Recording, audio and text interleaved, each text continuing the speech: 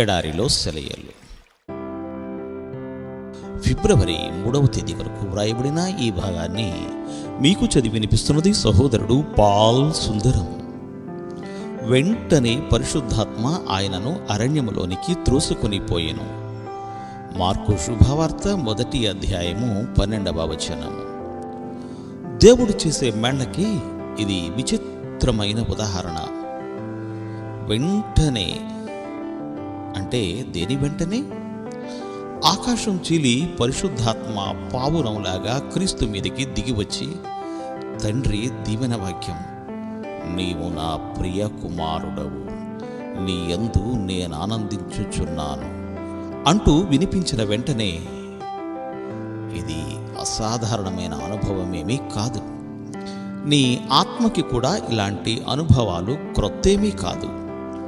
నీ మనసు ఉత్సాహంతో గాలిలో తేలిన మరుక్షణమే దిగులుతో పాతాళానికి కృంగిపోయిన సందర్భాలు లేవా?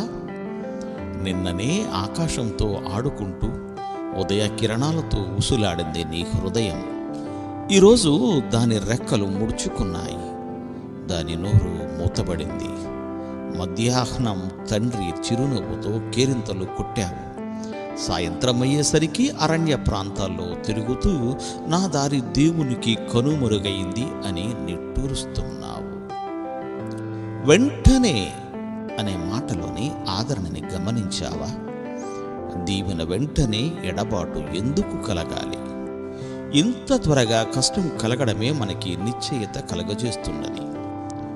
ఎలాగంటే దీవెన వెంటనే కష్టం వాటిల్లింది కాబట్టి ఆ కష్టం కూడా మారువేషంలో ఉన్న దీవెనన్నమాట. నువ్వు అరణ్యాలలోనూ గెత్సెమనే తోటలోనూ కల్వరిలోనూ ధైర్యవంతుడివిగా ఉండాలని దేవుడు తన సన్నిధి కాంతి నీపై ప్రకాశింపజేస్తాడు. నువ్వింకా లోతుల్లోకి దిగగలగాలని నిన్ను పైకెత్తి నీకు బలాన్నిస్తాడు. అసహాయులకి సహాయం చేయడానికి గాను నిన్ను రాత్రి చీకటిలోకి పంపనుద్దేశించి నిన్ను వెలిగిస్తాడు. అరణ్యంలోకి పోవడానికి అన్ని వేళల్లోనూ నీకు శక్తి చాలదు. యోర్దాను నది ఒడ్డున మహిమానుభవం పొందిన మరుక్షణంలోనే నీకు ఆ శక్తి ఉంటుంది. బాప్తిస్మంలోని తేజస్సే నిన్ను అరణ్యములోని ఆకలిని తట్టుకునేలా చేయగలదు. ఆశీర్వాదాల తరువాత వచ్చేవి పోరాటాలే. ఆధ్యాత్మిక జీవితాన్ని స్థిరపరిచి దాన్ని అనేక రెట్లు అభివృద్ధి చెందించే పరీక్షలు సామాన్యమైనవి కావు. ఆ సమయాల్లో నరకమే దిగివచ్చినట్టు ఉంటుంది. మన ఆత్మ వలలో చిక్కుకుపోయినట్టుగా ఉంటుంది. దేవుడు మనల్ని సైతాను చేతికి అప్పగించాడని అర్థమవుతోంది. అయితే ఆత్మకు దేవుణ్ణి కాపరిగా ఉంచుకున్న వాళ్ళకి ఈ అనుభవం ఒక ఘన విజయానికి దారితీస్తుంది.